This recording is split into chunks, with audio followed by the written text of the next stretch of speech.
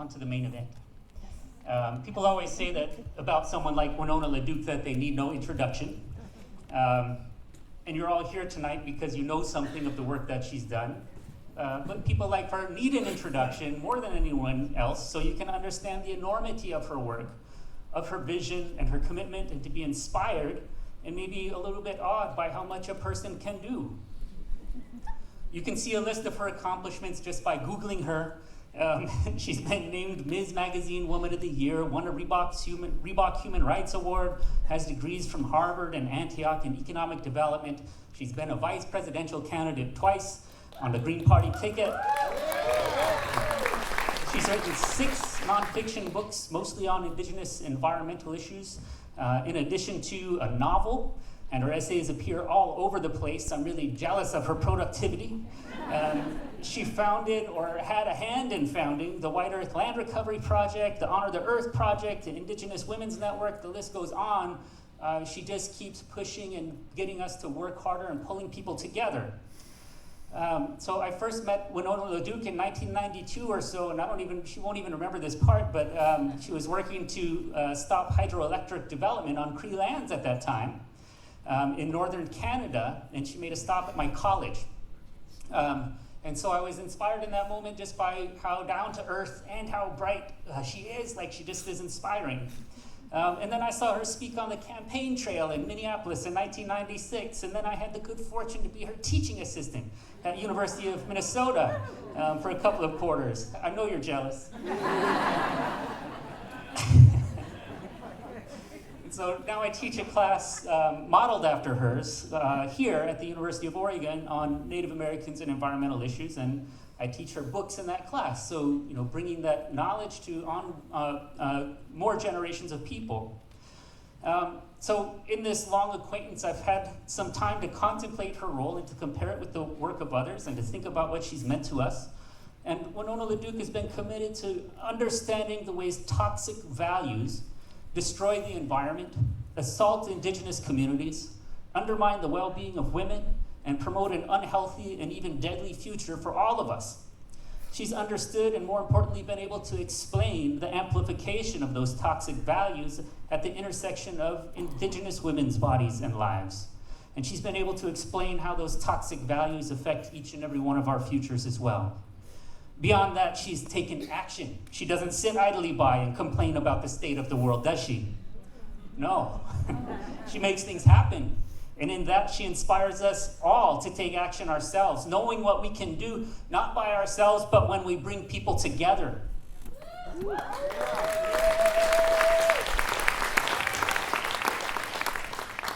So without further ado, let me invite you to join me in welcoming Winona LaDuke to the stage.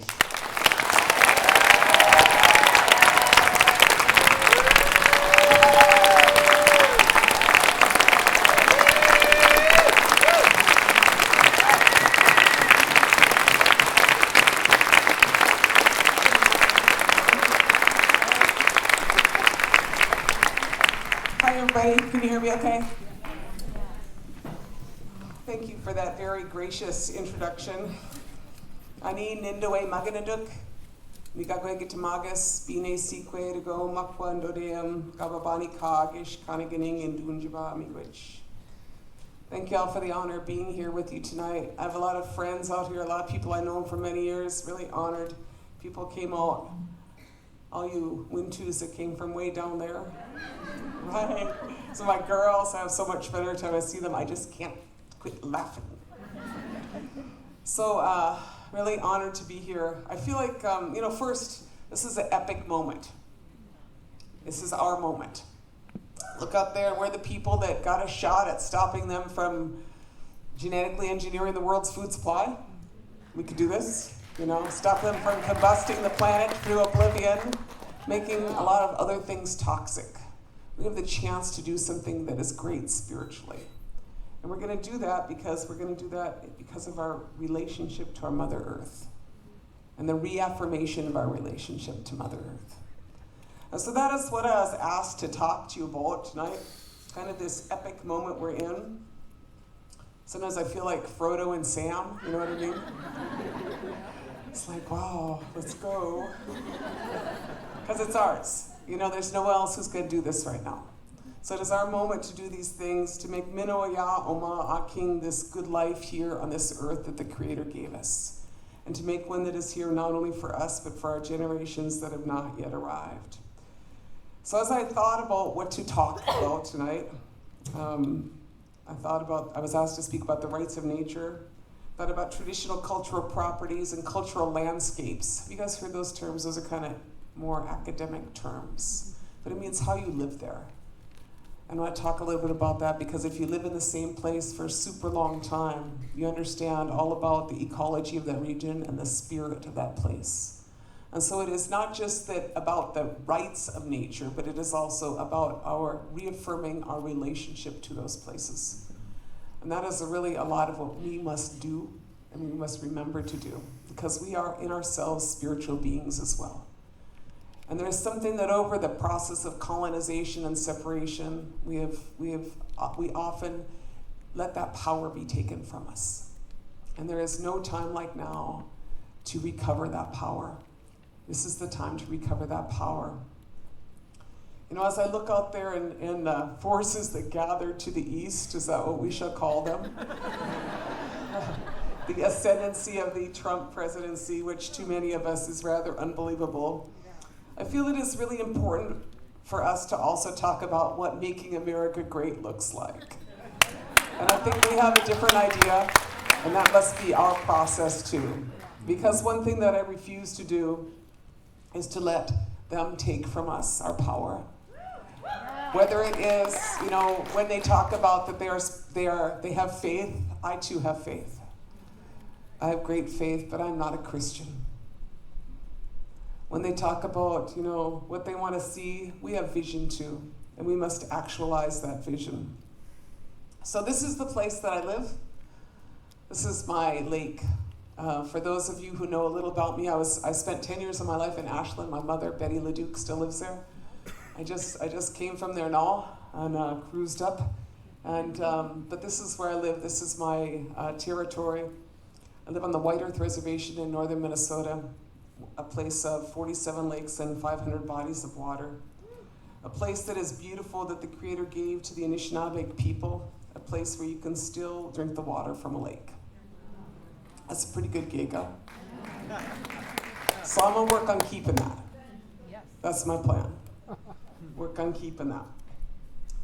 Now this is this time that we are in where there are many sacred beings around us and there are many sacred places. I was working on my notes this afternoon and I found this Lummi man named Justin Finkbonner. He passed away, I think it was last year. Really admired that young man. He said, "It's a sacred breath at the beginning and at the end. We have never surrendered our rights to access the sacred." The whole thing, he's talking about Cherry Point, is a burial ground, not just for ancestors, really old sacred beings. The separation between life and death is a very thin veil. They're there now, in deep relationship with the sacred, those beings. My mother used to cry about how the smallpox came. She cried about how the smallpox wiped out about 90% of our people. Nothing but skulls and bones there.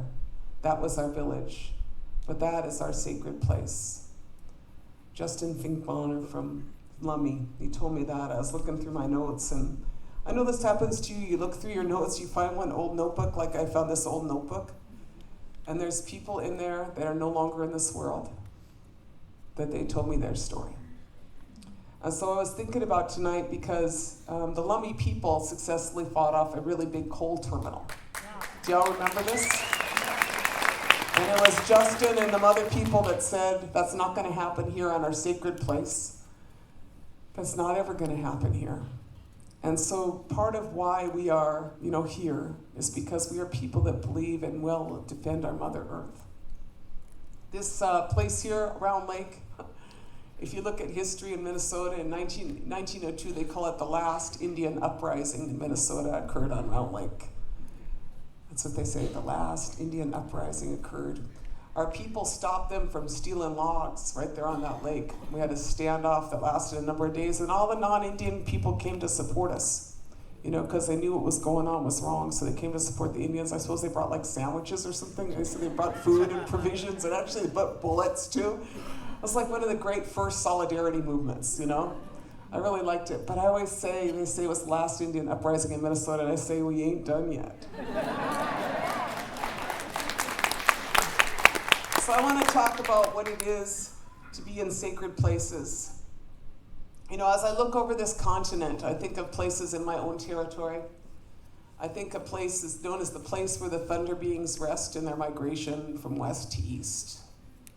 I think of the place that is the sixth resting place of the Anishinaabe in our migration, a place known as the place where the great Salt Mother lives, a place known as the place where life begins, and a place of the great swirling river, Minnesota.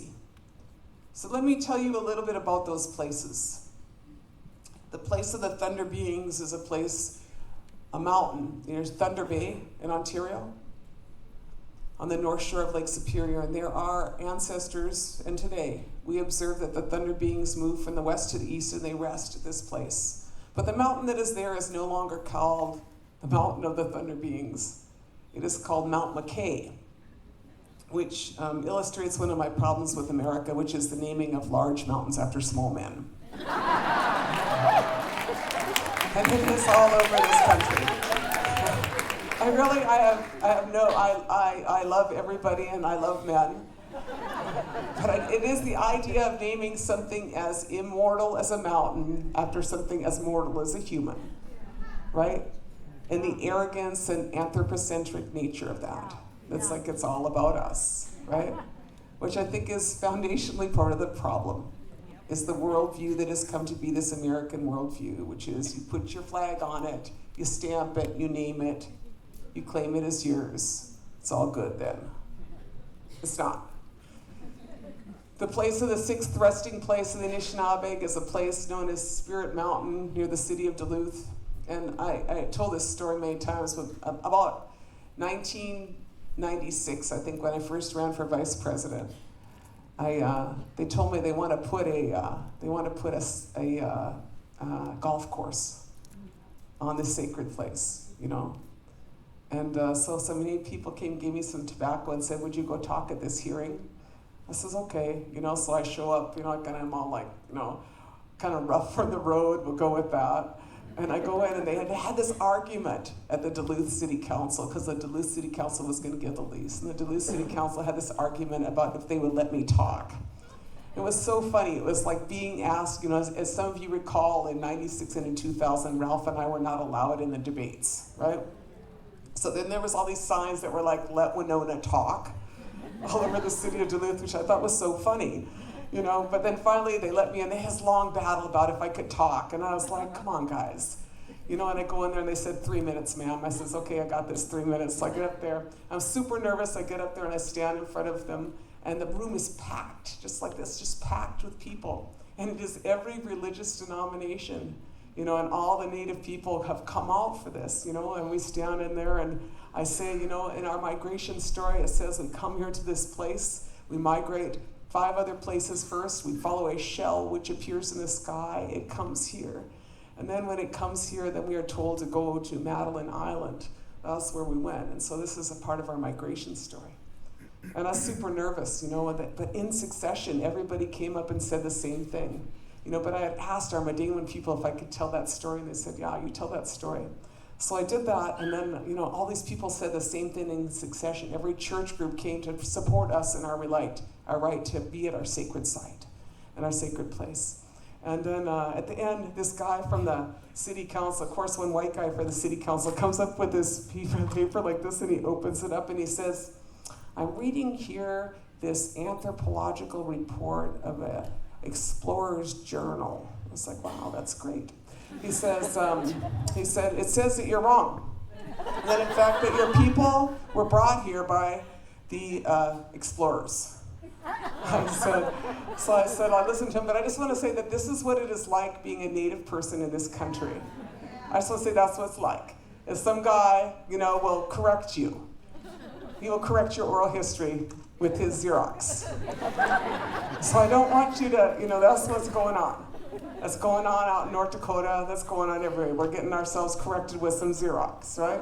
So I says to the guy, I said, you know what? I know that one of those Ojibways hitched a ride with those explorers. I bet that. You know, the rest of us were here. He was a little late. So I go see my cousins, catch up. I have no idea. You know, I cannot explain every Ojibwe in history, right? But the point was, so then they vote, and they all vote. It's, you know, they vote to oppose giving the land up for the golf course. And then the mayor wasn't even at the meeting. He overturns that, but in the end we won. In the end we did win. You know, so I say that's how it goes. The Great Salt Mother is a story of the Zuni Salt Lake. A long time ago it is said that the Zuni people lived with the Salt Mother. She lived amongst them. And then they acted poorly. And she was insulted by their behavior, is how it was told to me. And so she moved. So there's a place near Gallup, New Mexico, known as Zuni Salt Lake. Have you ever heard of this place? You're not supposed to go there, but it's there. It's a sacred place where people go to collect salt. And they collect their salt for their ceremonies. You know, and a lot of people in that whole territory do, Dene people, Hopi people do, everybody goes there to collect their salt. But about 10 years ago, there was a proposed coal strip mine. It was called Fence Post Mine, and it would have dewatered the area. It's a spring-fed lake that has, in the middle of it, these salt cones. And it was a spring-fed lake. And in a spring-fed lake, you know, you guys don't need the whole geology, but basically a coal strip mine will affect the underground springs, right? And so the Zunis fought them, you know, in every spiritual practice they had, and they ran, and they had ceremonies, and they filed a bunch of, you know, different administrative things, and in the end they did win. So what I want to say is, you know, that there are many times when all peoples have come up against stupidity. This is not the first time. This has been for generations. We've come up against stupidity after stupidity and bad project after bad project. And in many cases, we have won. The story of the place where life begins is a place known as the Arctic Plain of the coastal plain of the Arctic National Wildlife Refuge. And on that place, 150,000 caribou birth their young. And that is why the Gwich'in people refer to that as the place where life begins. And I think that that is an apt description, probably a better description than Section 2002 or whatever it is called by the federal government. And that story, you know, is still strong. That herd, I was just up in Northwest Territories, and that herd is still strong. The herd that is up there, the porcupine caribou herd, the herd that comes out of the Arctic National Wildlife Refuge. But that is a story that is ongoing. The story of this woman here is a woman who is an Apache woman who is trying to protect a place called Oak Flat, a sacred site of the Apache people given up to Resolute Mining Company, Rio Tinto Zinc for mining operations. And that battle is stronger, but that battle is still also going on.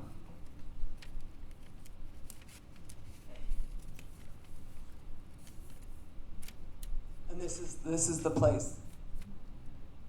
And this is our friends, the Wintoos. Thank you. And these are some people that have come here. I was very honored to join them in riding and in ceremony. And I did not attempt the dugout canoe, but maybe next year I attempt the dugout canoe. I may be better paddleboarding than the dugout canoe. But they are people that would like to keep their land and their river, and they would like to not be flooded by a raising of the Shasta Dam for the benefit agricultural interests in California. And so this is a battle that continues today, but the reason I tell you these stories is that the rights of nature also exist within the construct of the social relations and the spiritual relations that people have to those places. That those relations are reaffirmed by our people. It is said, one time I heard it said that the difference between native religions and the dominant religions of the Christianity, Judaism, Islam, is that those religions were referred to as commemorative religions. It was very interesting because they commemorate very significant teachings by great spiritual leaders. Our religions, indigenous religions in the Western Hemisphere, I have heard called reaffirmation religions. Reaffirmation because in our spiritual practice, whether it is our dances, whether it is our Medewan ceremonies, or whether it is all of our, our feasting and our fasting, we reaffirm in each season or in each time our relationship to our Mother Earth. And what I would suggest to you is that the challenge that we face here in North America is that it is essential that we collectively have come to live here. First, that you say, you're all gonna stay here, so act like you're gonna hang around. That's what I like to say. I have a really good friend named Mike Wiggins, who was the tribal chairman of the reservation known as Bad River on the shore of Lake Superior. Many years successfully fought a big mine project, a taconite mine, huge mining project. They would just pour in there, and he would listen to the hearings of the state of Wisconsin. And in those hearings, he would hear them repeat things over and over about the capital gains and the production and the profits. And he said one time I was standing with him, we were actually at Medewan ceremonies, and he's standing there and he says, seems like those people don't want to hang around another 1,000 years. And that is really what it is about in part. Mino Oma Aking, making peace here with this earth. Being the people that recover relationship, spiritual relationship, and learn how to act like we want to stay here. Remembering that this land, Oma, is also the Holy Land. The Holy Land is not someplace else. This is the Holy Land that is here, and we are all here on this Holy Land. So in this time, let us put our minds together. Let us put our minds together to see what kind of future we can make for our children. So let me tell you the story of a place that is sacred today. This is a woman that is standing on the shore of the Missouri River.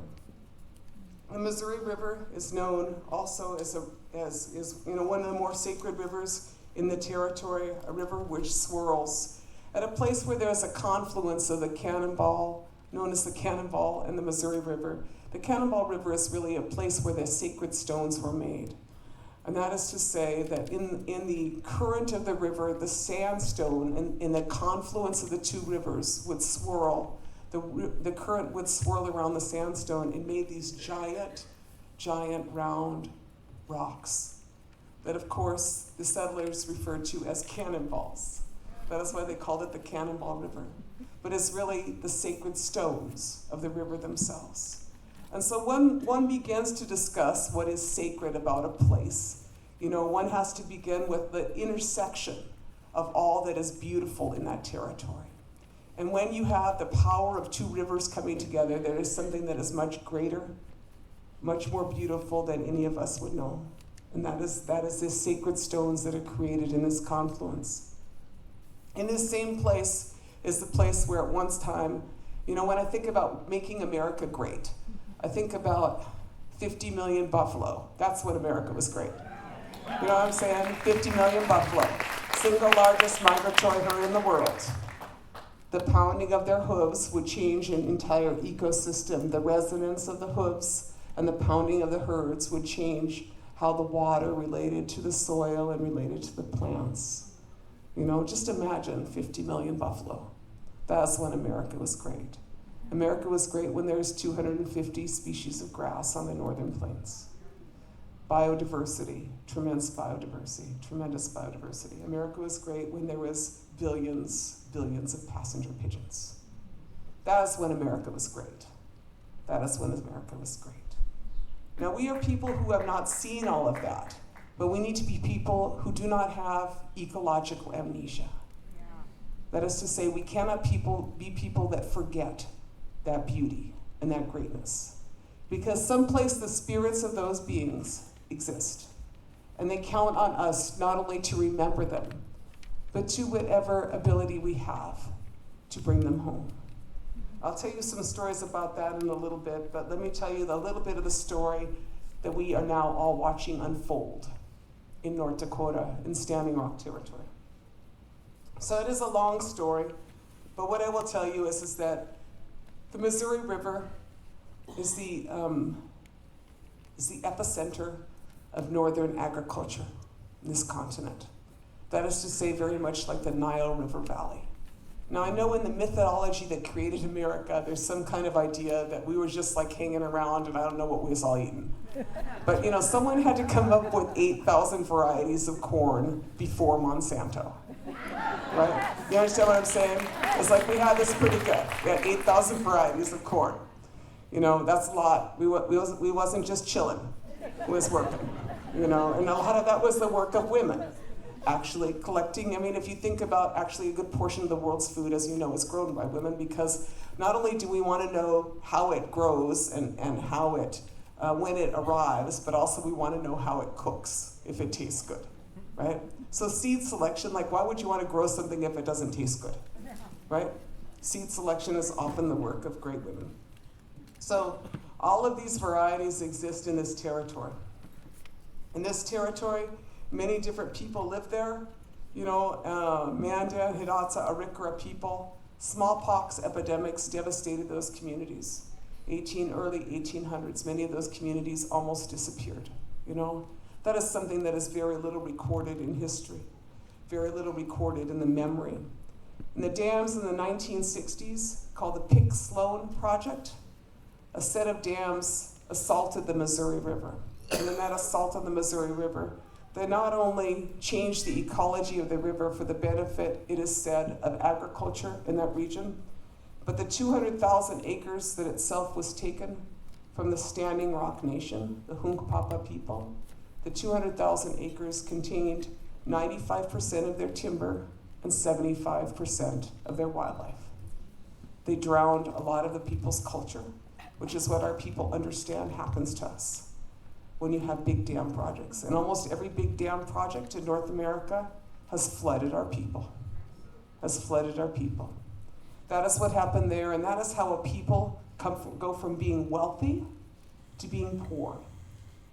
And so what you are seeing unfolding in North Dakota today is a result of a long history. It is not something that just happened. And so people tried to recover from that and never could kind of successfully get a grip on that. Because what would happen is some other Indian policy would come. For instance, they are told they are supposed to be able to farm. And then most recently, this lawsuit called the Keeps Eagle lawsuit has been settled. And in that, just like the black farmers lawsuit, all of those Indians were denied loans. Much of their land was allotted out to non-Indians, sold or leased. And so today within the Standing Rock Reservation, there are very few native ranchers. Compared to other reservations, there are some. But people were forced into poverty. And in that poverty, the state of North Dakota began to flourish. And the reason I say this is that all of us are kind of watching, I believe, with some horror, what is happening. 485 people have been arrested so far. The situation of those arrests, everyone has been strip searched. Many of them have been cavity searched for misdemeanors, right? I talked to Ron, his horse Thunder, former Tribal College president. I think he's the chairman of the board of the Tribal College now. Former Standing Rock councilman. He's a little older than me. He's in his mid-60s, and he says, me and the wife was standing there, was watching what was happening. They kept pushing at us, and we just stood our ground. We just stood our ground. Those cops kept coming, He says, and then they arrest us. And my wife and I, we spent 9 hours in a dog kennel. That's Standing Rock. A lot of people, a lot of people have been hit with,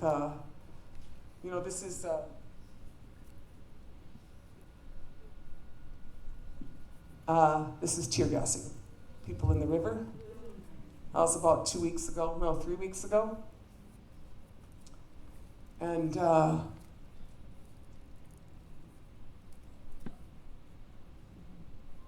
this is the MRAP. Now, I myself did not know a lot about military equipment. This piece of equipment on the right from Stutzman County, I don't know why they had one, because there's only probably about 20,000 people in the whole county, and I'm not really sure why they needed that piece of equipment. But I think that Homeland Security bought that for North Dakota, right? And so that piece of equipment, an MRAP, is basically a war party to go. It's called a mine-resistant armored personnel carrier. A mine-resistant armored personnel carrier. And what I'm trying to understand is why North Dakota would need any mine-resistant anything. To the best of my knowledge, there are no landmines in North Dakota. There are a lot of nuclear weapons, which I'm trying to figure out who's doing the assessment of the earthquakes that result from fracking and how that's going to work out with the nuclear weapons silos in North Dakota. The whole thing may just explode from what I can figure. Y'all follow me on this? I'm talking about the earthquakes in Oklahoma, and so if you've got, 16,000 fracking wells in North Dakota, at what point are you going to have an earthquake, right? And who did the assessment of the earthquakes and the nuclear missiles thing? No idea. So they're already pretty well armed up there in North Dakota, but mostly with nuclear weapons and not with this. So that's the MRAP. First time I saw it. And then that thing there, somebody told me what that's called, I forget, but it has this big sound thing on it that busts your eardrums, right? And that's like the least of what they've been using on our people. The least of what they've been using on our people. And how does that all happen? What I want to say how that all happens is that we all, in civil society, don't pay attention to what's going on. And what I want to say is that, I live in Minnesota, which is just east of North Dakota. And in my 35 years of residency on the White Earth Reservation, I've spent a great deal of time dealing with problems that come from North Dakota.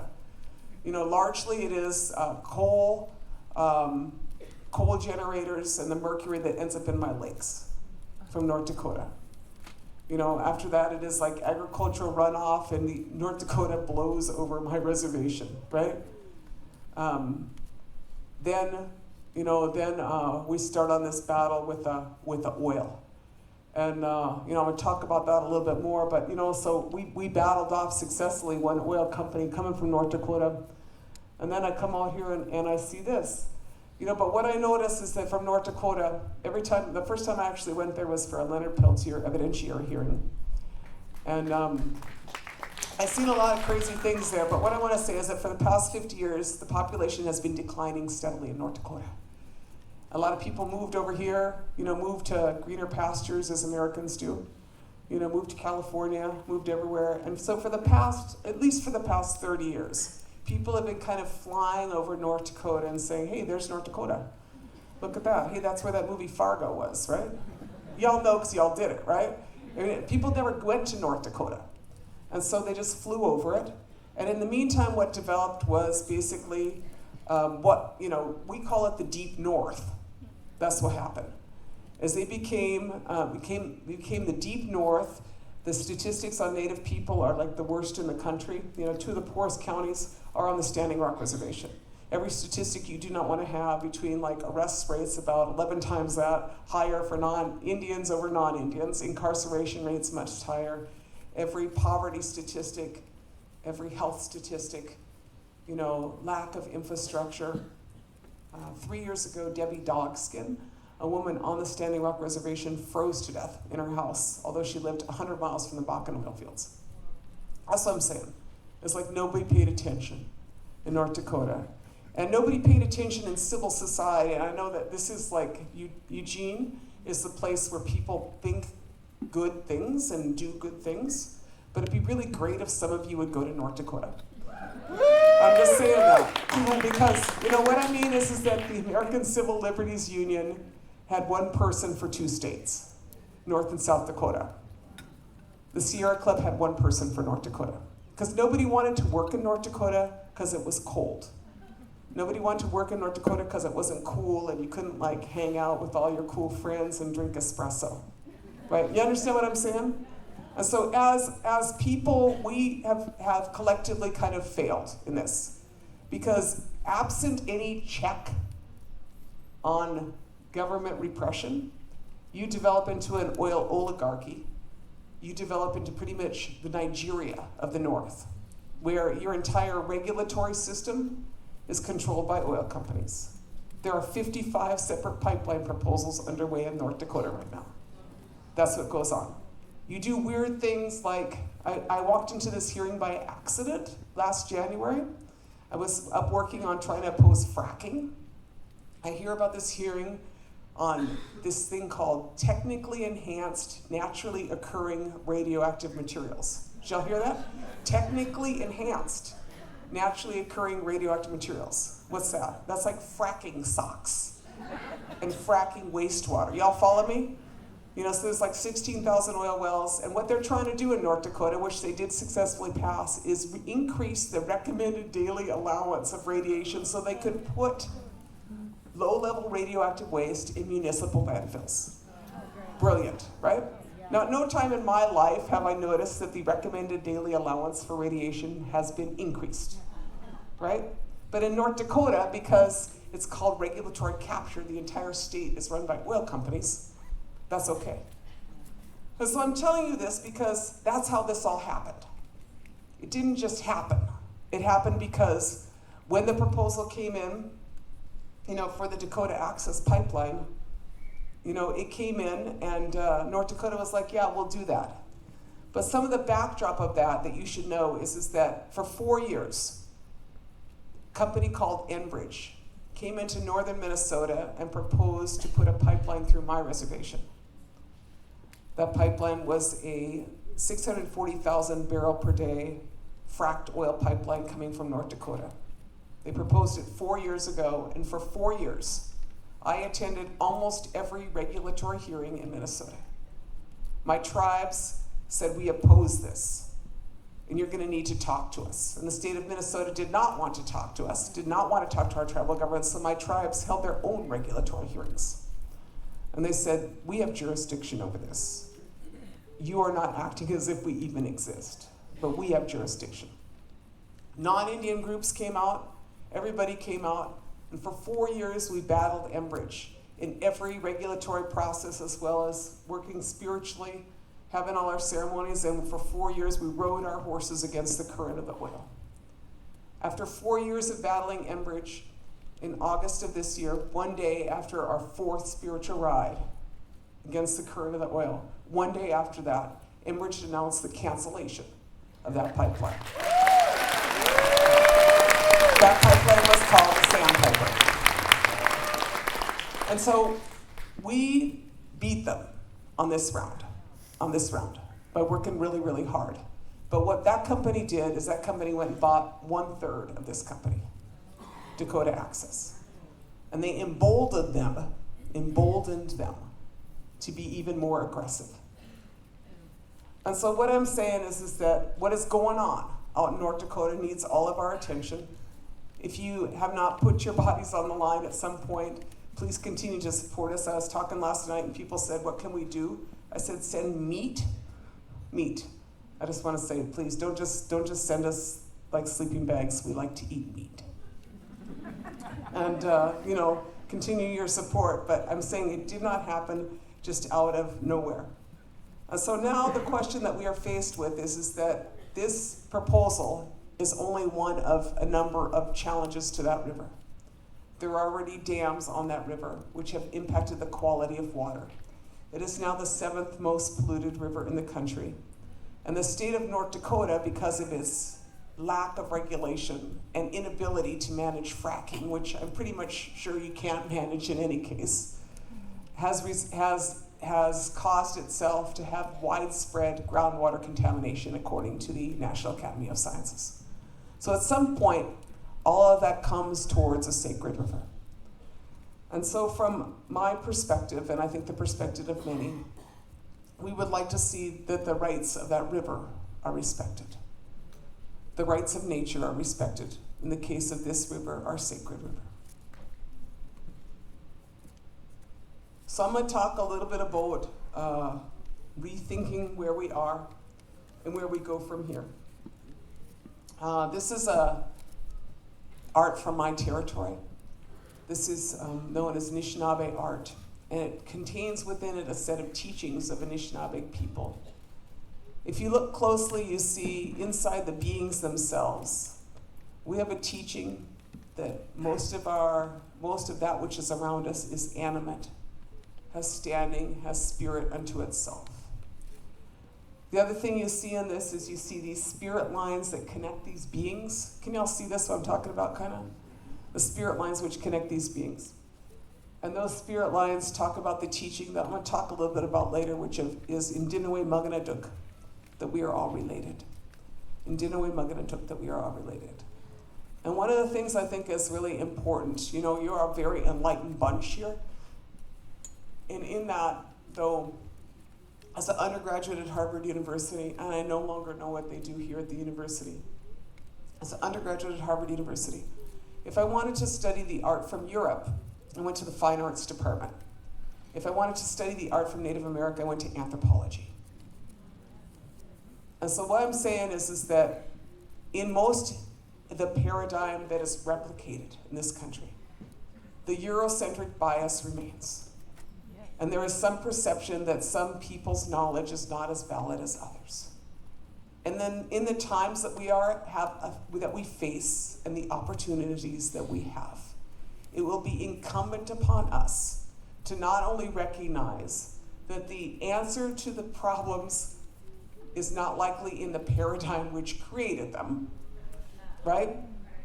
But also that we must really liberate our minds to allow for the knowledge and the teachings of many peoples and of the natural world to help us to become the nations and the society that we are.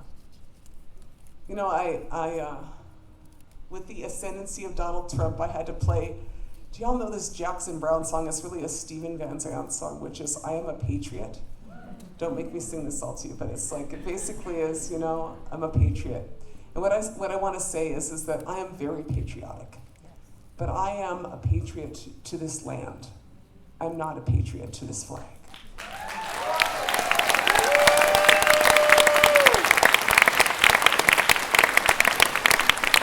So this is some of the Making America Great Again. For those of you who do not know, in a governance system which has clearly gone awry, there were some initial editing notes that made it go awry early. That is to say that when the founding fathers of this country came here, they had pretty much no idea of what democracy was. They had an idea that they wanted to live in some justice. But yet at the same time, they came from monarchy and feudalism. And so when they looked around, who they found who knew about democracy was in fact the Iroquois Confederacy. And the Iroquois Confederacy is a representational democracy that is about 1,000 years old. They got a pretty good record, you know, and there's a lot to be learned from them. And so when the Founding Fathers was taking notes, though, they had some very significant omissions in the notes. The most significant omission, many of you know, was that what they did not note is that it was the women who appointed and removed the chiefs.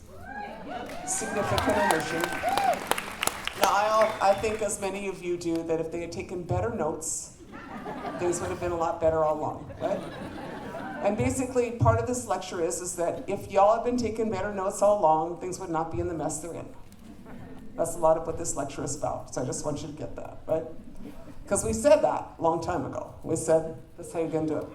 Here's some of our, oh, look at how did it, this is what happens. It goes on its own. It's like this spiritual PowerPoint. It moves on. That is agrobiodiversity. I talked a little bit about that. This is the cool agrobiodiversity. Isn't that cool? That's Pawnee eagle corn. Don't y'all wish you could do that? I mean, that's like way above my head. I'm a corn grower, and I don't know how those guys do that, but they're like they spiritually got that corn.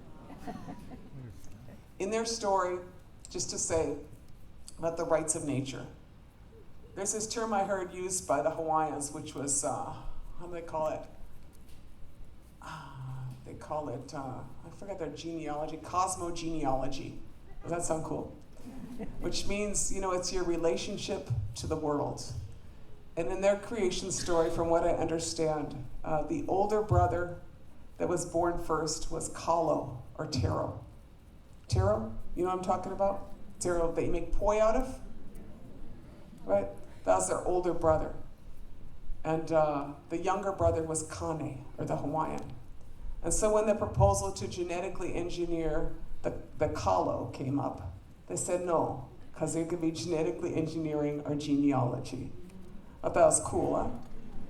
In the case of this corn, these people are Pawnees. And this corn, in their creation story, it is said that the first man arrived in a buffalo robe, and the first woman arrived in a corn husk. So that is why the rights of nature is entrenched in the knowledge of indigenous people. It's because we understand our relationship to everything, whether it is the great mountains or the great rivers or the corn and the kalo. That is a part of who has the rights, and that was also in that painting.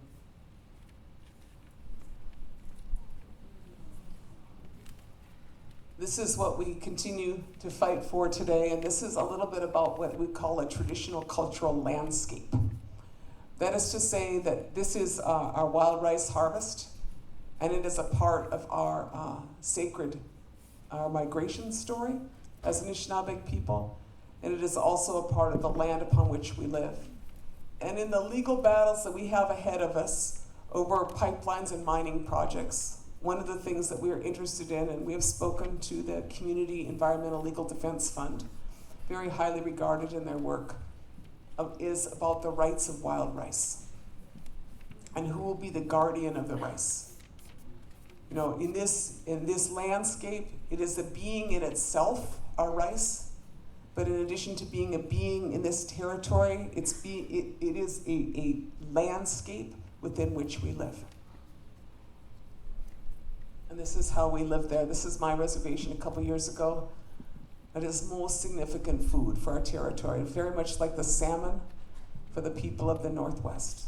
This is our most significant and most sacred food. And so that is why Enbridge was not successful. It's because they did not understand. First, they didn't understand how many of us there were. And then they didn't, look at that, just happened. I didn't even touch it. Did y'all see that? Isn't that great? All right. Continue, my friend. I just like that picture. Anyway. So, in the moment we are in now, see, this is it. Isn't that great? This is the moment that we are in fact in. Woo! It is a choice between two worldviews.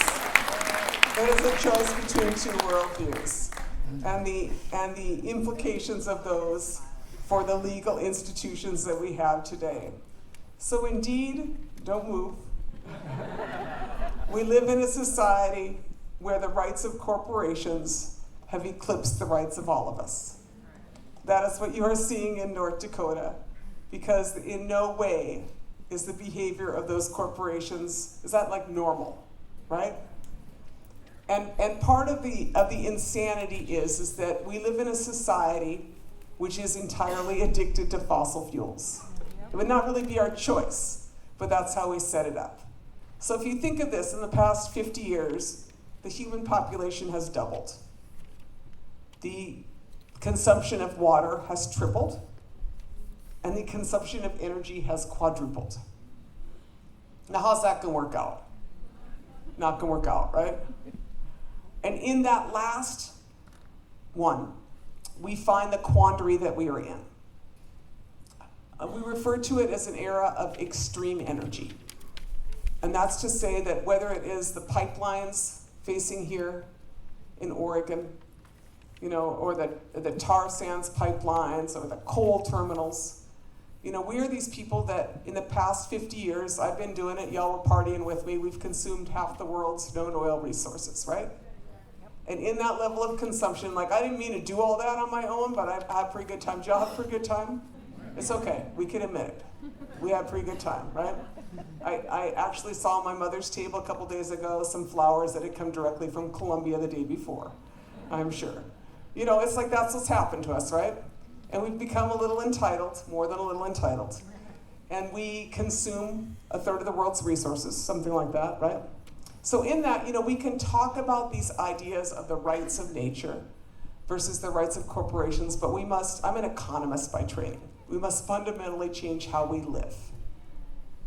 Because the rights are a reflection of the society in which we live. So as I say that, we reach this point where what's left is really hard to get. When you consume half the world's resources, oil resources, and you get to the point we're at now, what's left is really hard to get. So you have a society which is super hardwired, and you begin doing crazy stuff to fill your addiction, basically. So you do stuff like drill 20,000 feet under the ocean and hope that's gonna work out, right? And it's not going to work out. We all know that. That's what happened with Deepwater Horizon. But we're like, we got the technology, we can do it. You know, it's not going to work out. The only people who should be 20,000 feet under the ocean, as far as I'm concerned, are mermaids. That's my personal opinion, right? We do crazy things like blow off the top of 500 mountains in Appalachia, right? And act like that's normal behavior. Then we frack, which is what? Busting up the bedrock of Mother Earth, putting 602 chemicals down there and hoping that's going to work out. What goes down will not come up. We all know that's not going to work. And then we do the tar sands, right? And then we end up with these landlocked resources because we are replumbing the infrastructure of North America. Y'all know that, right? Because we are set up to import from the Gulf and from Venezuela, which has the largest oil reserves in the world. I don't know if anybody knows that. Largest oil reserves in the world are actually in Venezuela, not in Canada, and not in North Dakota. But we replumbed because of a lot of political reasons and a lot of greed, like the Koch brothers. And in that process, we ended up with where we're at now, which is a lot of super extreme behavior like MRAPs, like 485 people arrested, strip search for misdemeanors, hit with rubber bullets, bean bags, tear gas. And all they want to do is protect the water, right? Yeah. That's like crazy stuff. But it's happening also in a crazy place, which is North Dakota, pretty much the Alabama of the North, right? And, you know, so we end up with all this stuff going on, and it's pretty much like you end up in a situation where you have a society which is a junkie, and we're hanging out with dealers. And then you end up with a public policy which looks like what we got now, which is why the rights of nature and the movement to transform the legal institutions of this country is essential. Because the legal institutions entirely reflect those interests in the behavior of an addict. And that's what we have to learn, and that's what we have to accept. So corporations have rights now that are considered persons under the law, and they are able to use corporate constitutional rights such as the First, Fourth Amendment, Fifth Amendment, 14th Amendment. And they often use them to override community decision-making and community lawmaking. Corporations are buttressed, obviously, by the military in this country, as we see in North Dakota and as we see elsewhere. And our regulatory institutions, you know, I've spent 35 years fighting bad guys. I would really rather spend my time growing corn and hanging out with my horses, frankly. But I spent a lot of time fighting stupid projects. They're all stupid, like that methanol plant project that they're proposing. You know what I'm talking about? The twin methanol plants up here on Kalama, and then on the other side of the river here, you know, to make some stuff for China, bringing in enough natural gas as I think what 5 power plants would consume in Washington State. You know, is that like a crazy project? Like what kind of more crazy? And like 5 million gallons of water a day, right? So like what kind of crazy on top of it? What kind of crazy is this? This is pretty much the behavior of addicts. And what has happened is that we have believed that our system would work. And what I think just about everybody in this room knows is that the system is not working. Now we can act as if it is working, and we can pray that the Environmental Protection Agency will help us. You know, but the fact is that the Environmental Protection Agency has pretty much become the Environmental Pollution Permitting Agency. And that's what they do. Very, very, very, very few projects are actually stopped by the EPA. You know, more projects in my history of 35 years of fighting projects are stopped by economics than by regulatory agencies. Yeah. And so as we look with some despair at the incoming ascendancy of Mr. Trump, remember that that is not the only way to fight things, is through the regulatory process. He does not control the world economy. He may think he does, but he does not. And a lot of these projects, the longer you fight them, the more expensive they become. That's my experience. But at the same time, what we must do is we must be the people who understand clearly that it is incumbent upon us to transform the legal institutions that exist. So, I am reminded And I will repeat it again at the end, that there is a movie tomorrow, which is on called The Doctrine of Discovery. Okay. I'm not going to give you the whole lecture on this, but it's at the Lane Community College Longhouse between 3 and 5 tomorrow. But that is the origin of some of your problem. It's that British common law was based on papal law, which is based on the doctrine of discovery, right? Y'all got that history lesson before, right? Some of you, the rest of you just go see this movie. I'll not announce it again. But what I'm saying is that the institutions are not, the legal institutions themselves have been flawed, and then regulatory capture, which is what occurs in North Dakota, is also influencing the implementation or the lack of implementation of whatever safeguards we have. But what we know is that slavery was at one point legal in this country. And it took individuals like you and me to abolish slavery. There was a point in this country where women did not have the right to vote. And it took people like you and me to change that. There was a point in this country where black people could not vote. And it took a lot of people, a lot of bodies, to ensure that those people had the right to vote. And so that is why the rights of nature and community rights is so essential. It's because every other mechanism is already, it hasn't been working out for us. And so it is our time to begin the process of recovering rights that will ensure that we can be people who hang out for a few more generations. You know? So the rights of nature, as you know, has been adopted by countries like Bolivia and Ecuador, which recognize the rights of Mother Earth to exist, the rights of living beings to exist, the rights of rivers to exist, not only to exist, but to flourish, to reproduce, and to be not toxified. Those are enshrined within some of those legal rights. A couple of months ago, actually it was in September, is that a couple months ago? Yeah. The Ho-Chunk Nation, the General Council of the Ho-Chunk Nation overwhelmingly amended their constitution to enshrine the rights of nature. The Ho-Chunk Nation is the first tribal nation in the United States to take this critical step. In their rights of nature, they said ecosystems and natural communities within the Ho-Chunk territory, we're talking about the central part of what is today known as Wisconsin. That is Ho-Chunk territory. Ecosystems and natural communities within the Ho-Chunk territory possess an inherent, fundamental, and inalienable right to exist and thrive. Their amendment and resolutions further prohibited frack sand mining, fossil fuel extraction, and genetic engineering, considering those violations of the rights of nature.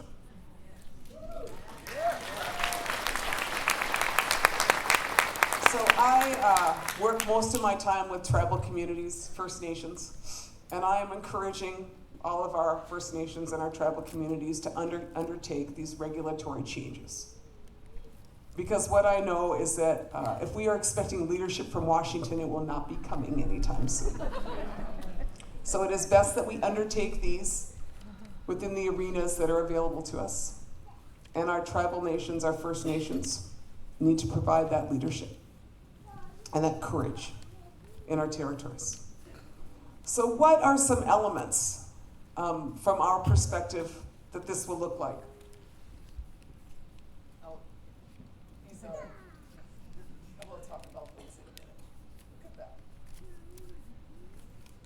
I'll talk about that in a minute. What I would say is that if I was going to explain what the rights of nature from an Anishinaabe perspective, I would give you essentially 5 different facets of what that looks like.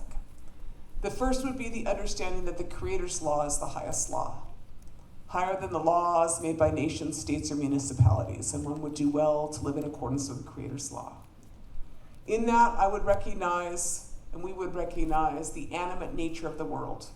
That is to say that in our language, the word asin, the word for stone, is an animate noun.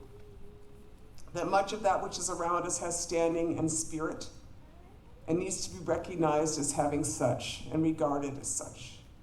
The term reciprocity is what is used to demarcate our own behavior as a community, whether it is economic behavior or cultural practice. That is to say, you are always grateful for that which you take, and you give thanks. You give a gift when you take something from the natural world. It is an economic practice, which is obviously not practiced in clear cutting, in mining, or extractive industries. But in the process of reciprocity, that is how you reaffirm relationship to place. So what I'm saying is that there is a legal paradigm, and then there is a practice which essentially accompanies it. We say in Dinaway Muganatuk that we are all relatives.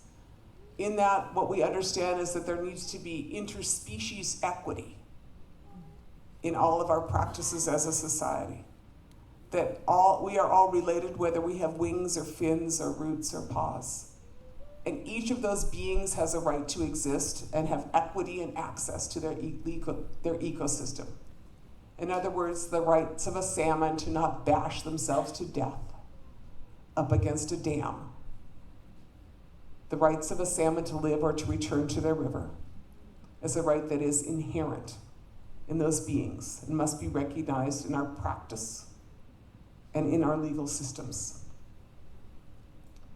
And then in keeping with the teachings of perhaps the Iroquois Confederacy, who said it the best, what they said is, in each deliberation, we must consider the seventh generation from now.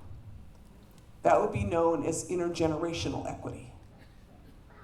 But that also would be known in some legal paradigms, as many of those have been as adopted in many European countries, the precautionary principle. You don't do dumb stuff now and expect future generations to take care of it. Because we are the people who are privileged to be here. And in this privilege of this moment of time, we must look out for those who have not yet arrived, and honor those who came before us.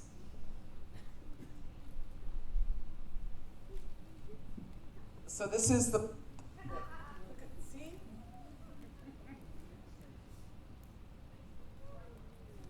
the pipeline we just defeated, and then I go home for another pipeline that they have announced.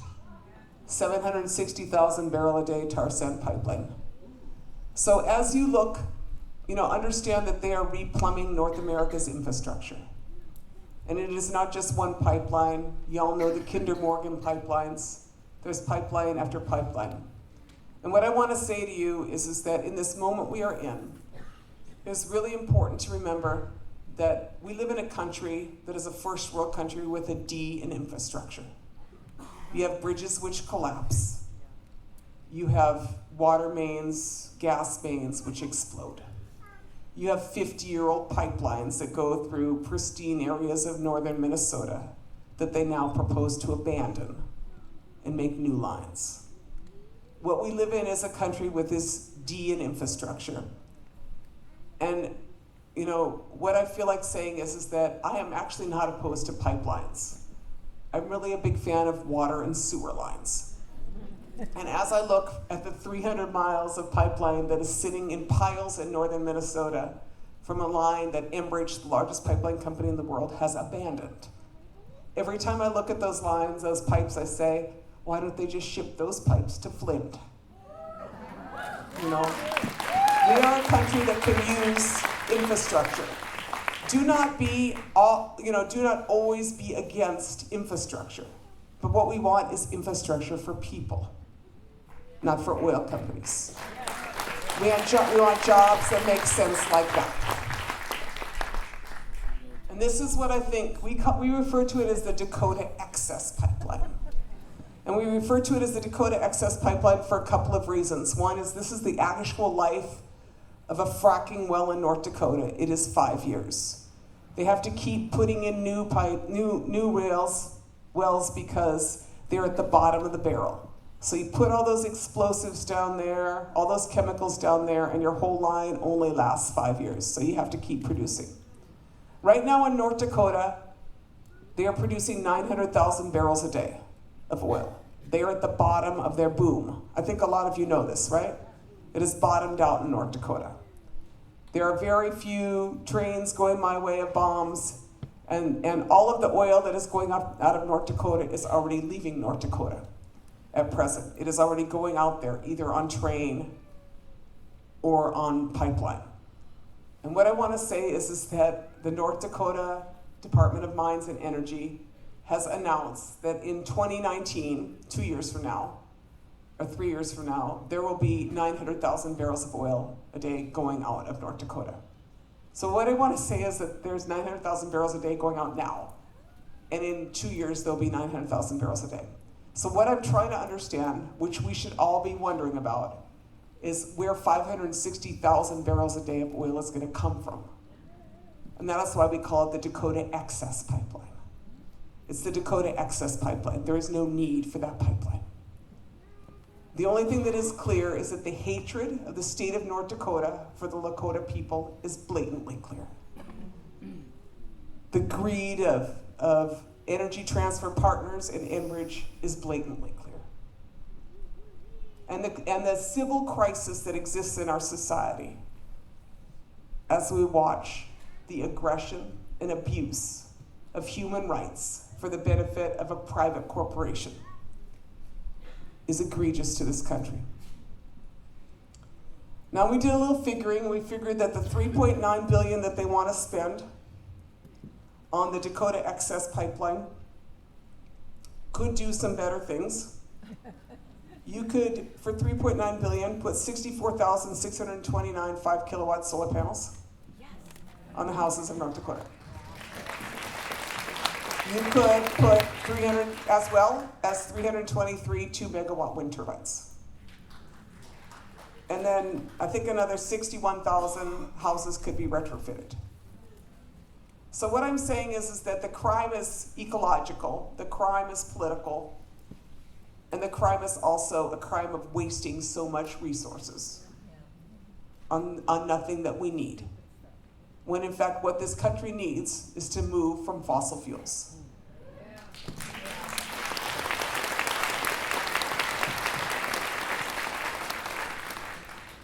Here's your methanol plant. World's largest gas to methanol facility.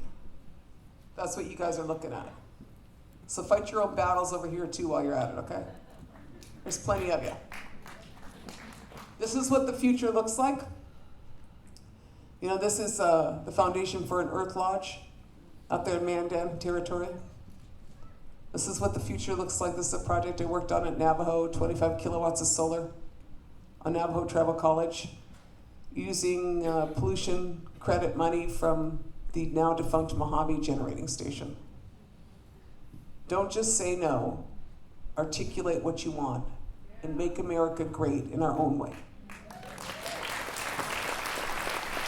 This is what energy production could look like in our own territories. And I want to say that while Trump ascended to the presidency, in the state of Florida, there was a measure on the ballot which would allow people to hook up to the grid with their houses for solar. You know, each house, right? Florida, we're talking sunny place, right? $20 million was spent by the utilities to oppose that ballot measure, and they lost. And they lost. So in the time ahead of us, it is very important that we take terrain where we can. Do not let their fear and their hatred stop us or paralyze us in our work. Because there is much work to be done, and it is in many arenas. So feel emboldened by our opportunities. This is my community.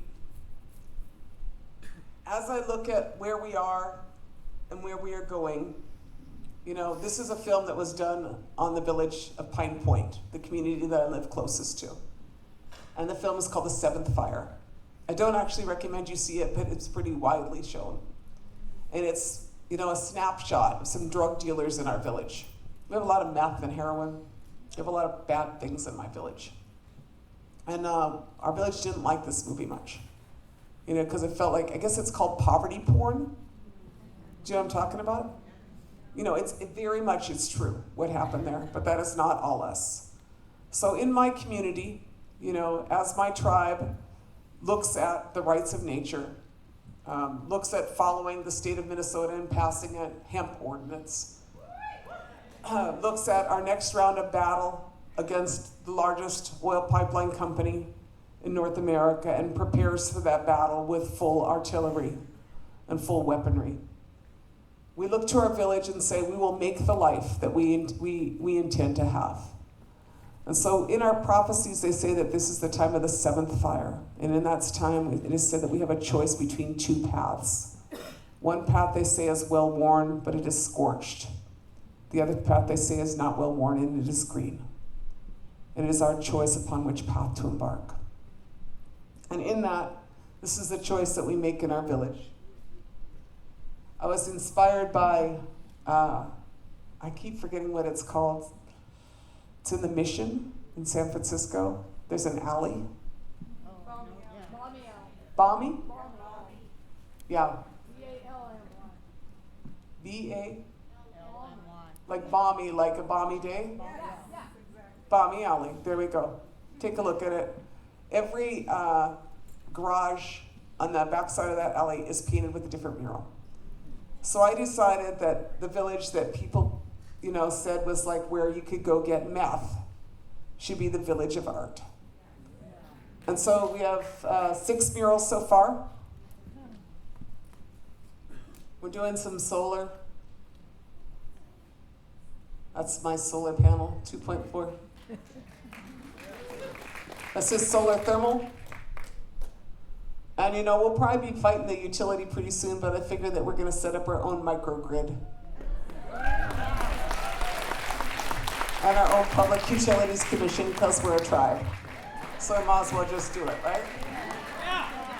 I'm kind of in the, we could wait for them to fix it for us, but I don't think that's happening. Isn't that cool? That's our water tower. It was all tagged.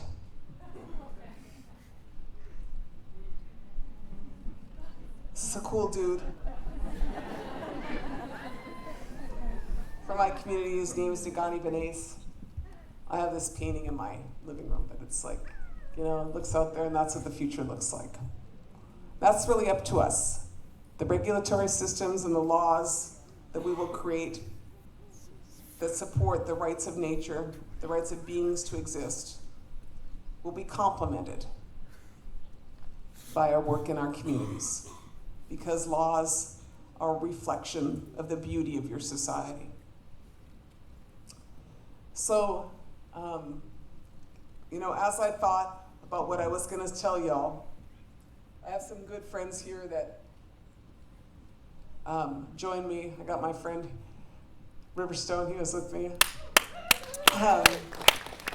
It's over there. But this is a guy named Whalen. And we just rode the proposed DAPL route, a couple hundred miles. I just like that guy's airborne. You see that? It's pretty much airborne. And there was this great Matthew King quote. He was one of the great leaders of the Lakota Nation. He passed away. I had a real privilege of interviewing him. One time he said, I heard him say one time, the only thing sadder than an Indian who isn't free is the Indian who doesn't remember what it's like to be free. It's a little bit like, that ecological amnesia. We're not going to forget. We're going to be those people. And those same people, they told me this story about being in a sweat lodge. And in that sweat lodge, they was getting in there, these Lakota guys, these Oglala guys. And they said they was getting in there and they was kind of, kidding around and talking smack. Let's just be honest. They was just talking about stuff, this and that. And he did that and who did that, or, what happened and how council did this and how this guy didn't do this, I just want you to know we all talk smack sometimes, right? So he's talking smack as they're getting in the sweat lodge. I don't want to say that report that they were doing it in the sweat lodge. I wasn't with them, but I saw this quote, and I asked him where this quote come from, and he says, this is where it come from, Auntie. He says, we was in the sweat lodge, and we was all talking some smack, this, that. And all of a sudden, this spirit came into the lodge. This is what this spirit said to us. This spirit said, how long are you going to let others determine the future for your children? Are we not warriors? When our ancestors went into battle, they did not know what the consequences were going to be. All they knew is that if they did nothing, things would not go well for their children. Do not operate out of a place of fear. Operate out of hope. With hope, everything is possible. Time is now. Movement's here. Miigwech, I want to thank you for your